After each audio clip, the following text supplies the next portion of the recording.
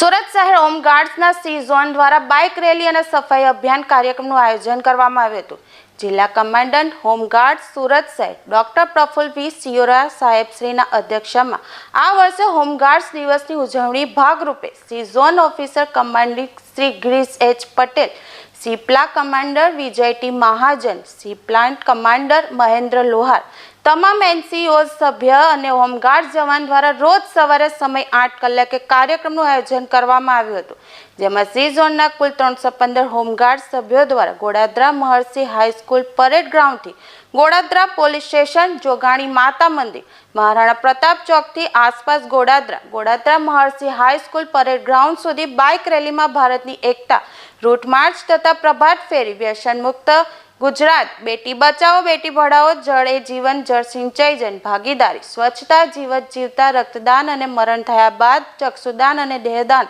પર્યાવરણ તેમજ સ્વચ્છ ભારત અભિયાન સાથે ટ્રાફિક નિયમ માટેની જનજાગૃતિ જેવી તમામ પ્રવૃત્તિ માટે જાગૃતિના કાર્યક્રમનું આયોજન કરવામાં આવ્યું હતું.